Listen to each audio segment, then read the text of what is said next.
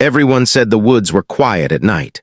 But on that evening, when the headlights of a strange car cut across the gravel road to my cabin, the silence felt heavy, like the forest itself was holding its breath. Why would anyone come here, so late, so far off the main road? I set my coffee down, the steam curling into the dim light, and listened. Tires crunching, doors slamming. Then voices, two men low clipped, too rehearsed to be casual, too stiff to belong. When they knocked, they didn't use the knuckles of neighbors or the fist of friends. They pounded, sharp and hard, the way people try to command a house that doesn't belong to them. "Sir, open up, police." Police, that word echoed through the timber walls of the cabin, and yet something in the tone was off. Too pushy, too rushed, not the calm authority I'd trained my men to use for years. I didn't open the door, I let the silence hang. They knocked again, harder. "This is the police, open the door now." And in that moment a thought slid through me like a blade. Why here, why me? Because 2 weeks earlier the HOA had sent their letters. Thin paper, heavy words. They didn't like the fence I built, said it was unauthorized, said it broke the community standards. A fence, that was all. I'd laughed when I read it. After all, this wasn't just my cabin. This was my land, bought with my own hard-earned money, every inch cleared and cared for by my own hands. I had given my life to protecting this state, serving as its police chief for decades, and now they wanted to bully me over a strip of cedar posts. But HOAs don't like being ignored, and when they realized I wasn't going to bend, they decided to play a different game. And here it was, on my doorstep. I walked slowly to the door, every step deliberate. I knew they could hear the creak of the floorboards inside. I wanted them to. I wanted them to wonder what kind of man they were dealing with. When I pulled the door open, the porch light spilled over them. Two men in dark clothes, badges clipped to their belts, but too shiny, too new. Their uniforms were mismatched. Their holsters sat wrong. And their eyes, they told the real story. Eyes that darted, nervous, untrained. "Evening, sir," the taller one said. "We've had some complaints about your property. Need to come inside and have a look around." Complaints, that word. They thought it would scare me. They thought I'd roll over, invite them in, let them stomp through my life. Instead, I leaned against the doorframe, let the silence stretch long enough to make them sweat. "You're police, huh?" "Yes, sir," the other said, voice too eager. "Neighborhood patrol, you'll want to cooperate." Neighborhood patrol, I almost laughed. Real officers don't talk like that. Real officers don't need to convince you. I studied them, let my eyes fall to the badges again. I'd seen 1,000 like them in my career. But these weren't the emblems of my state. These were bought, cheap knockoffs that glittered under porch light but meant nothing in the real world. I could expose them right then. I could pull out my own credentials, the ones that carried the weight of an entire state behind them. But I didn't, not yet. Because I wanted to see just how far they would go. "Funny," I said finally, my voice low, steady. "I don't recall requesting a visit or breaking a law, so tell me, what exactly is it you think you'll find inside my home?" Their faces shifted, a flicker of doubt, a ripple of unease. And in that fragile second, I remembered something. All my years in law enforcement, all the times I'd stood in front of recruits, telling them what it meant to wear the badge. I'd told them this: a badge isn't a piece of metal. It's a promise to uphold the law, to protect the innocent, to stand tall when others shrink. These men, they wore no promise, only pretense. "Sir, if you don't let us in, we'll have to report this as non-compliance." The tall one shifted his stance, trying to look tough, but even his boots betrayed him, clean, straight from a box. I smiled just a little, a smile I knew they'd mistake for weakness.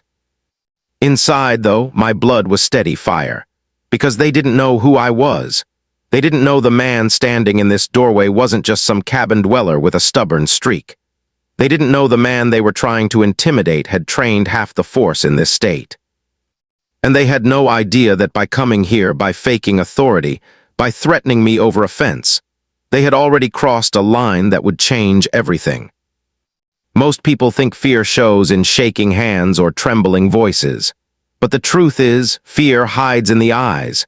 And when I looked at those two men standing on my porch, I saw it, just for a flicker, quick as a spark. but it was there. They didn't expect me to question them. They thought this would be easy. Knock, bluff, intimidate, and walk away with a little victory for their HOA masters.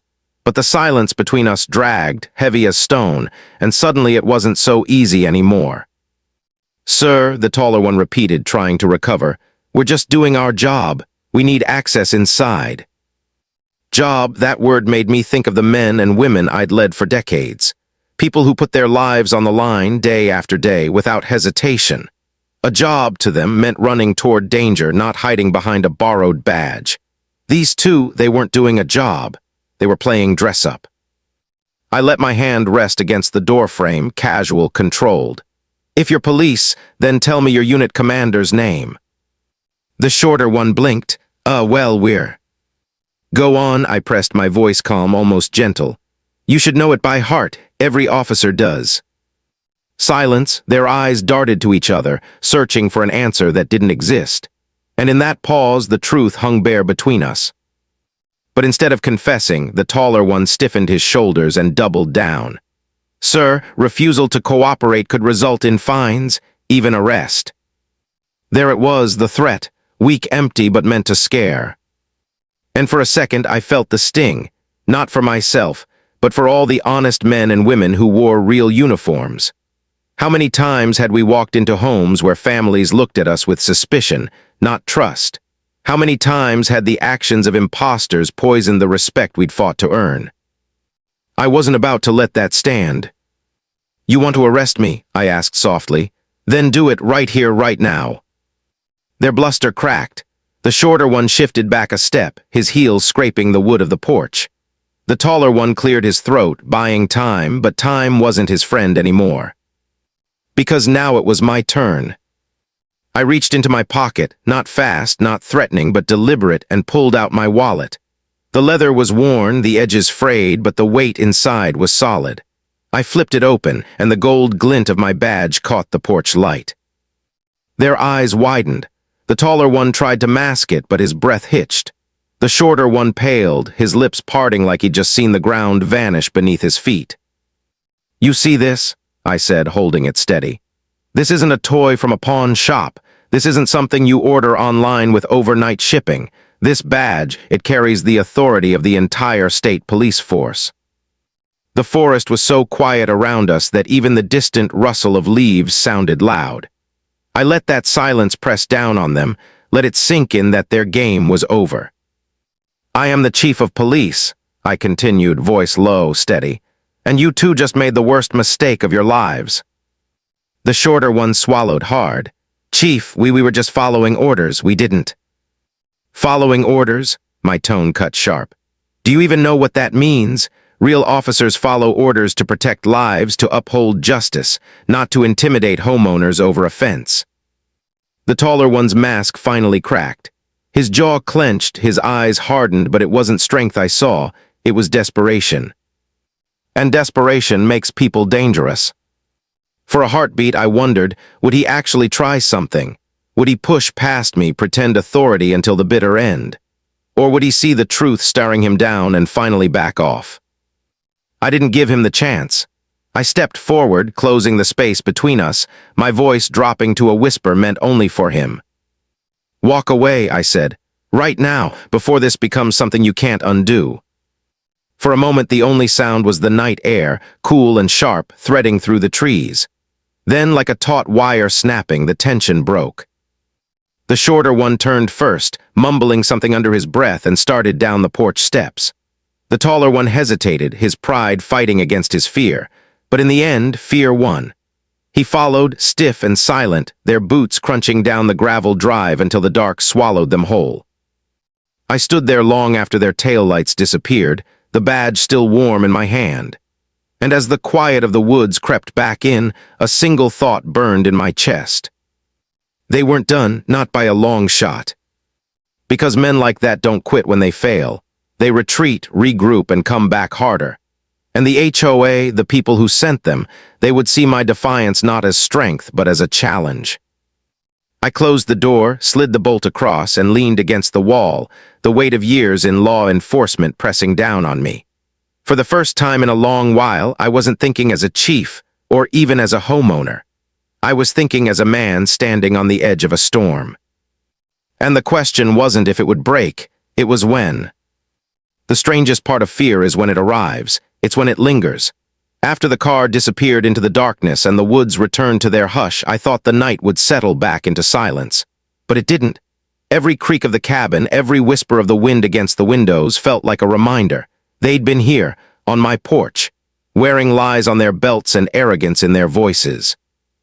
I poured myself another coffee, though it wasn't for comfort. It was ritual, something steady to hold while my mind replayed the scene.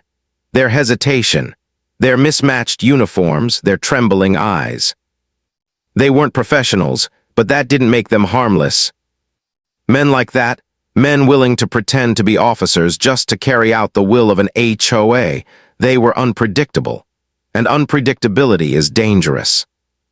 I didn't call anyone that night, not my deputies, not the sheriff of the county this cabin sat in, not even a neighbor. Part of me wanted to see how far the HOA was willing to go. I needed to know the lengths they'd push, the corners they'd cut, the lies they'd spin. But when dawn came, painting the treetops gold, the unease hadn't lifted. If anything, it had grown heavier, because the forest didn't look peaceful anymore. It looked watched. I went outside, boots sinking into the damp soil, and scanned the edge of my property. That fence, the one they hated so much, stood tall and unbending. Each post hammered into the ground by my own hands, each plank nailed straight, solid, deliberate.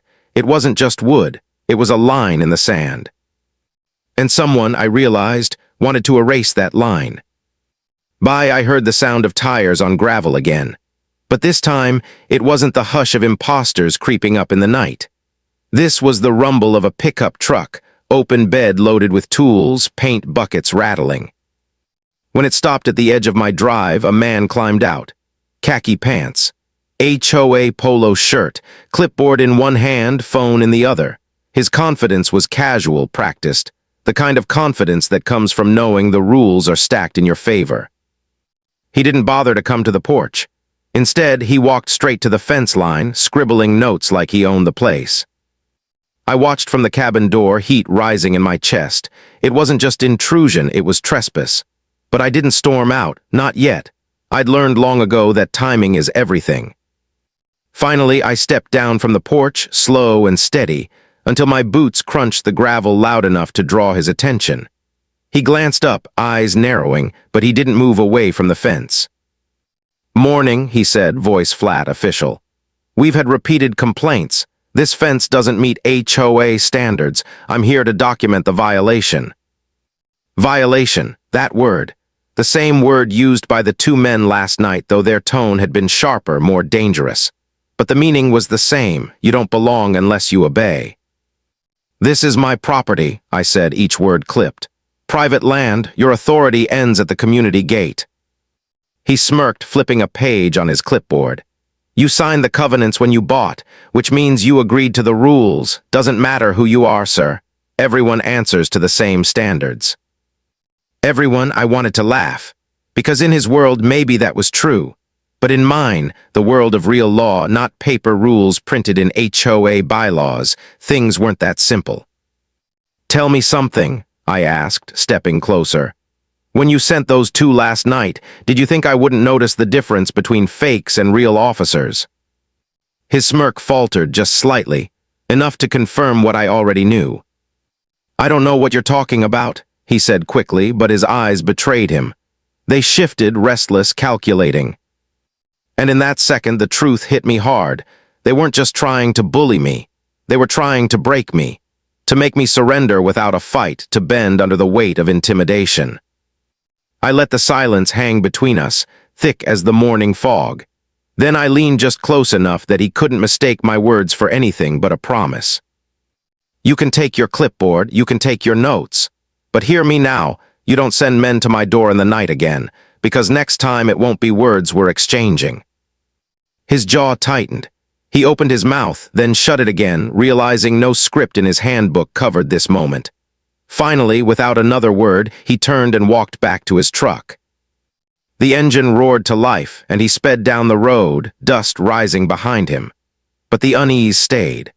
Because if the HOA had been bold enough to send imposters once and bold enough to trespass openly now, what would they do next? I stood by the fence, the sun high overhead, and thought of something my father once told me. Some battles you fight with words, some you fight with silence, and some you fight with every ounce of who you are. This was no longer about offense. It was about dignity, about standing firm when others tried to bend you, about drawing a line they had no right to cross. And I knew the real fight hadn't even begun. Some people think a fence is just wood hammered into dirt, but out here in the silence of the forest, a fence is more than boundaries. It's memory, it's sweat, it's proof that a man's hands have shaped something lasting. When I built mine, I wasn't just keeping deer from wandering too close to the cabin. I was marking something deeper, a place that belonged to me, not to the city, not to the state, not to the HOA, but to me. Each post I sank into the ground reminded me of long nights on patrol, years of missed dinners with family, decades of carrying the weight of other people's safety on my shoulders. The world had taken plenty from me, but this fence, this land, this was what I'd taken back. I sat on the porch that evening, the boards creaking under me, staring at the line of cedar stretching into the trees. I thought of the first day I'd bought this property. My daughter had been little then, just tall enough to peek over the truck door when I drove her down the gravel path for the first time. Her eyes had lit up at the sight of the clearing, the cabin hidden in the pines. "Daddy," she'd said, voice full of wonder, "it looks like a secret place." And it was. A place where I wasn't the chief, wasn't the man with paperwork stacked high on his desk, wasn't the one everyone called in the middle of the night when chaos broke loose. Here, I was just a father, just a man trying to remember what peace felt like. That fence was supposed to keep that peace safe. Now it was a target. As the sun dropped low, the woods glowing with amber light, I felt the old ache of something heavier than anger. A kind of sorrow. Not for myself, but for the truth of it all, that after decades of serving, protecting, upholding laws bigger than myself, the fight I faced now wasn't against criminals or gangs. It was against neighbors with rules in binders, people who'd never once walked in shoes stained with the mud of real duty. But sorrow, I've learned, can turn to steel if you let it. Because behind every memory of this cabin was another, the faces of men I'd led into danger. The voices of dispatchers breaking through the static in the dead of night. The grip of my father's hand when he told me that courage doesn't always roar, it often whispers, "Try again tomorrow." The HOA thought this was about compliance. They couldn't see it for what it was, defiance, yes, but not for the sake of pride, for the sake of what mattered, for the sake of the line I'd drawn and the life I'd carved behind it. The phone rang inside, sharp against the quiet. I went in slow, steady, and answered. "Mr. Hayes," the voice was clipped, professional, rehearsed. "This is the HOA Legal Committee. We've received reports of noncompliance and obstruction. You should be aware that fines will begin accruing immediately." I didn't answer, not yet. I let the voice keep going, stacking threats like bricks. Daily penalties, possible liens, community arbitration. Words meant to weigh me down, choke me into submission. Finally, I spoke. "Do you know who I am?" A pause, just a flicker of uncertainty. Then the voice steadied again. "You're a member of this association, sir, which means you're bound by its regulations." I almost smiled. They still didn't know. The imposters hadn't told them. The clipboard man hadn't told them. The truth of who I was hadn't cracked through their arrogance yet. But it would. "You can stack your fines," I said quietly. "You can write your letters, but hear me well, I don't bend to threats, not from criminals, not from cowards, and certainly not from you." Before the voice could stammer a reply, I hung up. The cabin was silent again, but my chest burned with something fierce and unshakable. They thought they could bury me in paper. They thought they could drown me in procedure. But they had no idea how many storms I'd walked through. I looked back out at the fence through the window, its posts catching the last glow of dusk, and I remembered another truth my father once told me. Home isn't just where you live, it's what you're willing to fight for. And as the night pressed in, darker and heavier than the one before, I knew the fight wasn't creeping toward me anymore. It was racing. Some battles come with warning, others arrive unannounced. And this one, this battle over a fence, a cabin, a man's dignity, was about to bare its teeth. People think battles happen in a single moment, a punch thrown, a shot fired, a line crossed. But most battles begin slowly, like a storm on the horizon, crawling closer with every gust of wind until suddenly it's right above you. The first crack came that Monday morning. I walked into the small diner at the edge of town, same as I always did when I needed a hot breakfast and a sense of normal. The waitress, who'd been pouring coffee there longer than I'd been chief, barely met my eyes. She slid the mug toward me without a word, her smile tight, her shoulders stiff. Two men at the counter stopped talking when I walked in. Their heads bent low, their whispers sharp and quick. And when I passed the corner booth, the couple who usually nodded a warm good morning looked straight out the window instead, their plates untouched. The shift was subtle, but it was there. Cold shoulders where there'd been warmth, silence where there'd been easy chatter. By the time I sat down, the truth pressed heavy in my gut. The HOA had started whispering, spinning their story, painting me as the problem. And I knew how quickly stories spread. I left cash on the counter without touching the eggs on my plate. By the time I stepped back into the morning sun, I felt the weight of a dozen unseen eyes. Watching, judging, waiting. It didn't stop there. That afternoon, I found a notice tacked to the fence post nearest the road. Bold red letters, violation.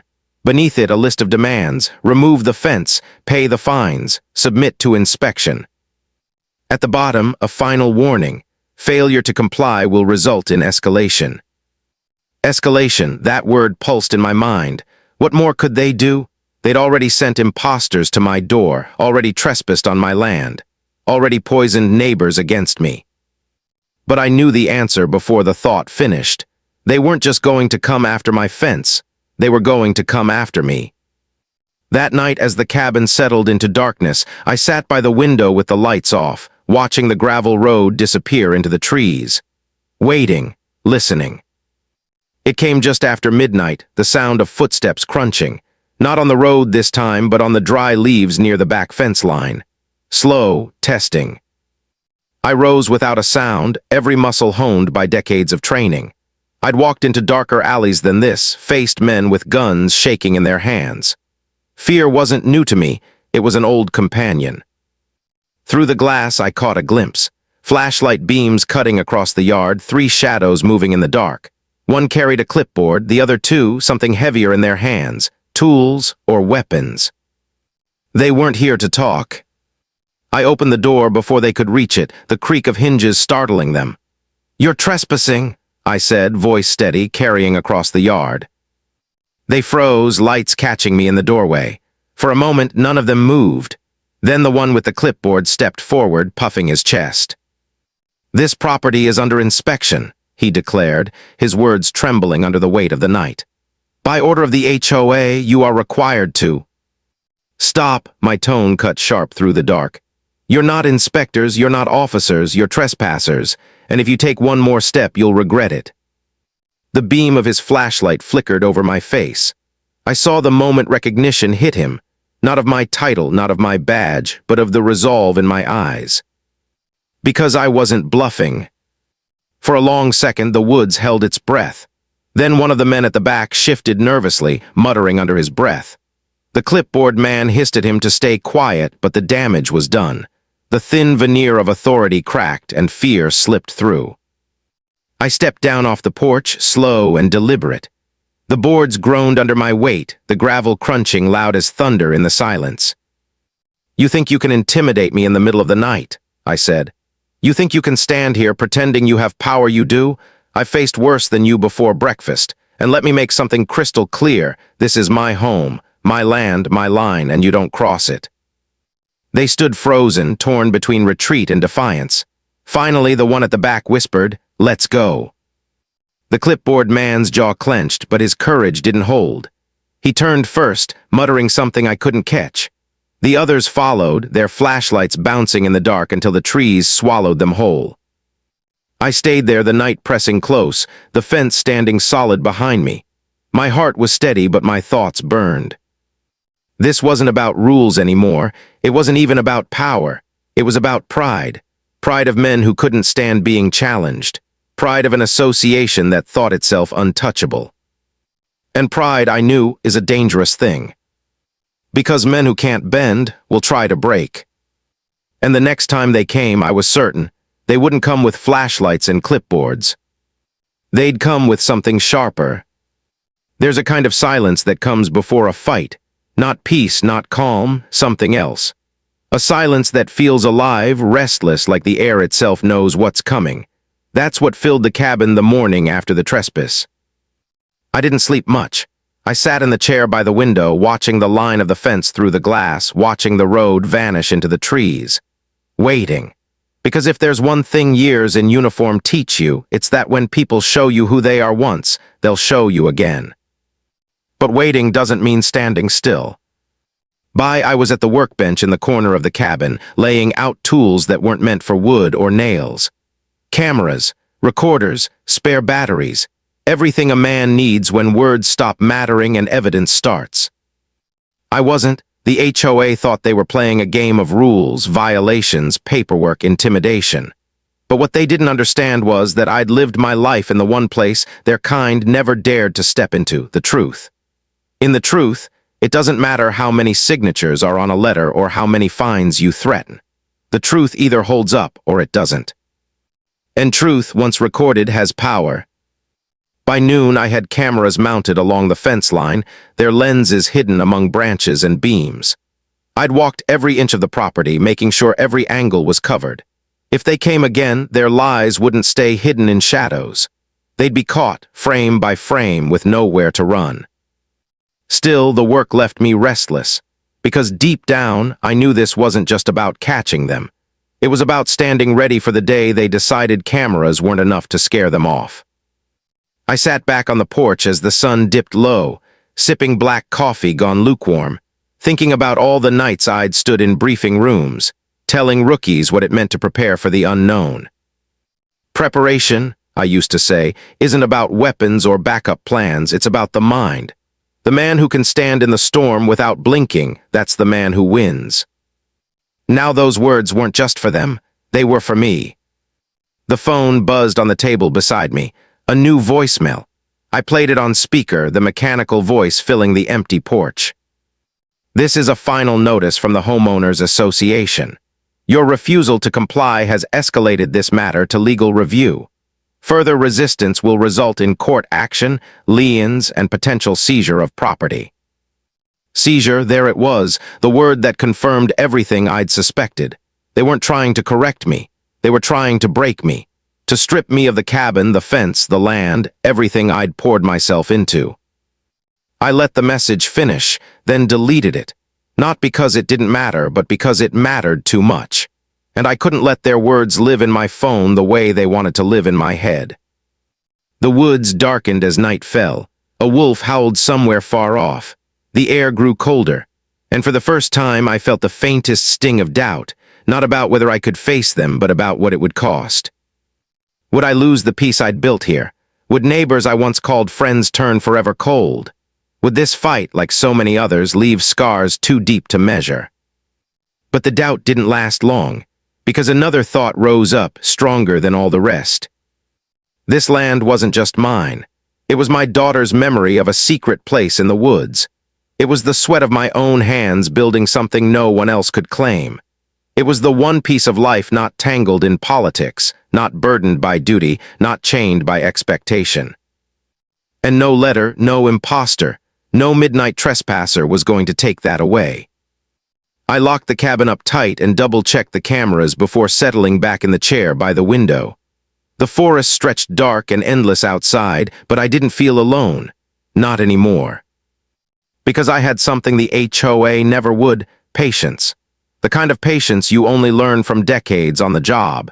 The kind of patience that waits for the guilty to slip up, because sooner or later they always do. I knew they'd be back, and when they came, I'd be ready. Not just with evidence, not just with authority, but with every ounce of steel that comes from a man who refuses to bend. The silence deepened, pressing against the cabin walls. Somewhere in the distance, an engine hummed faint and low. My eyes sharpened, my breath steady. The storm hadn't broken yet, but the wind was rising, and I was ready to face it head-on. Sometimes the loudest battles aren't fought in courtrooms or on porches at midnight. Sometimes they're fought in whispers, in glances across grocery aisles, in the way neighbors you've known for years suddenly act like you're a stranger. By the time the week ended, the whispers had turned into something louder. I drove into town for supplies, nothing special, just lumber, nails, groceries for the week. But everywhere I went, I felt the shift. The cashier's smile didn't reach her eyes. The man at the hardware store who used to ask about my daughter barely looked up from the counter. And when I stepped back outside, groceries under my arm, a notice was taped to my windshield. Community meeting, mandatory attendance. At the bottom, stamped in bold, was the HOA's seal. They weren't coming for me in the dark anymore. They were coming in daylight with an audience.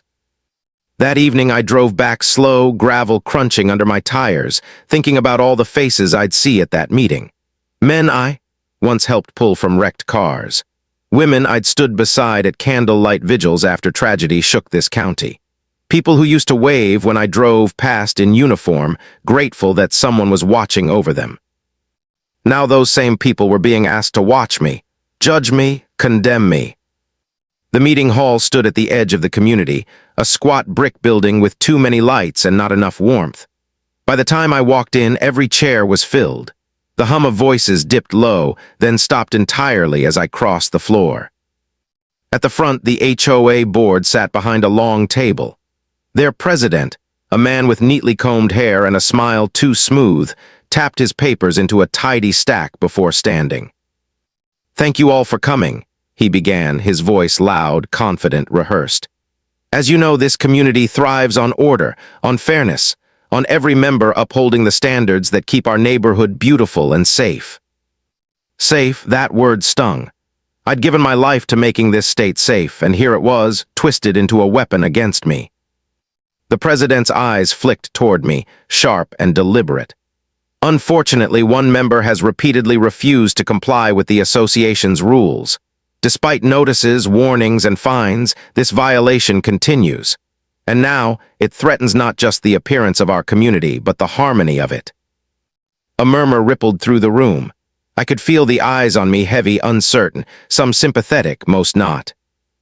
The president raised a sheet of paper. "This is the motion before us tonight, to pursue full legal action up to and including property seizure against Mr. Daniel Hayes." My name dropped like a stone in water. The room shifted, voices rising, whispers sharp, property seizure. They'd finally said it out loud. I stood slowly, the chair scraping back, and every eye followed me.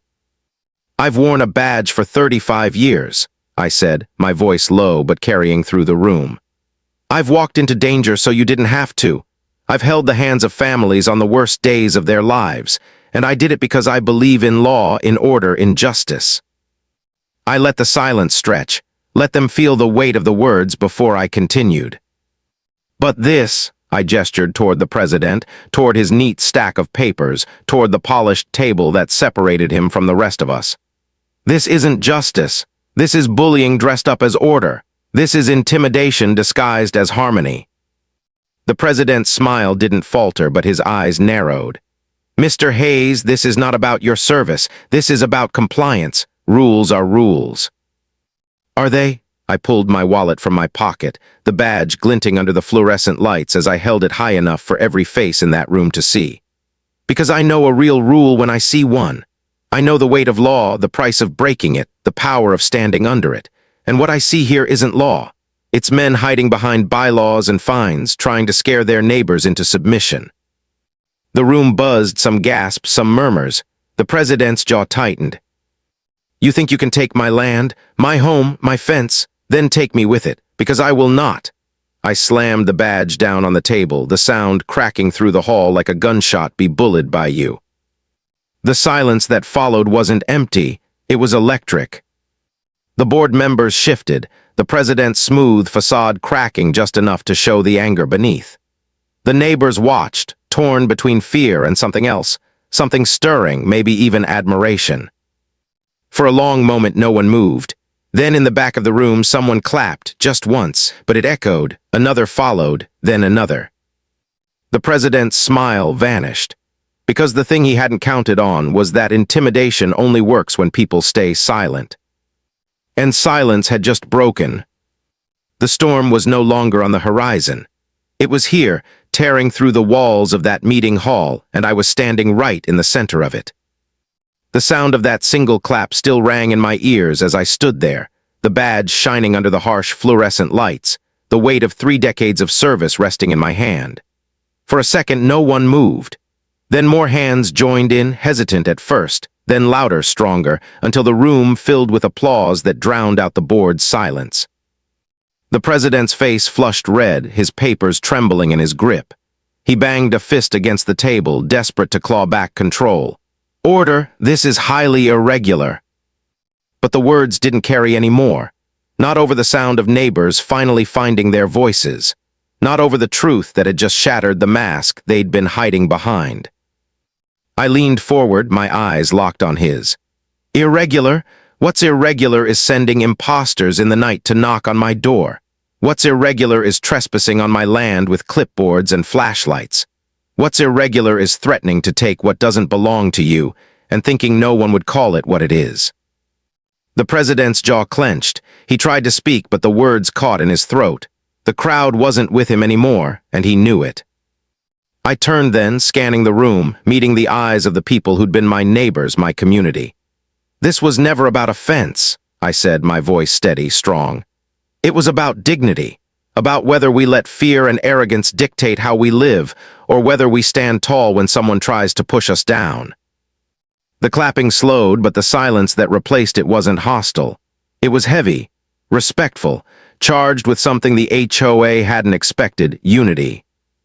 Finally, the president slammed his papers into a folder, his voice sharp and bitter. "This meeting is adjourned." He didn't wait for a vote, didn't wait for support.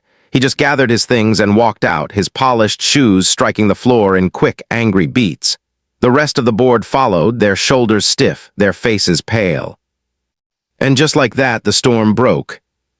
Neighbors crowded closer, some offering quiet words, others simply nodding with the kind of acknowledgement that doesn't need translation. Not everyone clapped, not everyone smiled, but the tide had shifted. The HOA's power wasn't absolute anymore. The fear they'd cultivated had cracked and light had spilled through. By the time I stepped back into the night, the cool air hit me like a cleansing wave. The stars stretched wide above, the forest dark and still. My land waited down the gravel road, the fence standing tall and unbending just as I'd built it. And for the first time in weeks, I felt peace. Not because the fight was over, because fights like this never really end. There would be more letters, more attempts, more whispers, but something had changed tonight, something permanent. They knew who I was now, not just a man in a cabin with a fence, not just a name on a violation notice. I was the chief. And more than that, I was a man who would not bend. As I drove home, the headlights carving through the trees, I thought of my father again, of the lessons he'd drilled into me when I was young. Courage isn't loud, dignity isn't pride, and strength doesn't always look like victory. Sometimes it looks like standing in the doorway of your own home, refusing to let the world push you aside. When I pulled into the drive, the fence loomed tall in the glow of my headlights. I cut the engine and just sat there, staring at it. The cedar posts were now from the brushes of men who tried to tear them down, but those scars didn't weaken it. They made it stronger, proof that it had endured. Proof that I had endured. I stepped out of the truck, boots crunching on gravel, the night air sharp and cool in my lungs. And as I walked up the porch steps, I knew the truth in my bones. This fight wasn't just mine. It was for anyone who'd ever been told to bow when they had every right to stand. For anyone who'd been judged, silenced, or bullied by those who mistook fear for power. And maybe that's why the cabin mattered so much, why the fence mattered so much, because it wasn't just wood and nails. It was a reminder that a man's dignity isn't for sale, that respect isn't given, it's lived. And that sometimes the strongest line you can draw is the one you refuse to erase. The forest around me was quiet again, but it wasn't the heavy silence of dread anymore. It was the kind of silence that feels earned, that feels like victory. And as I locked the door behind me and let the cabin settle into the night, I knew one thing for certain. The HOA had underestimated me, and they would never make that mistake again.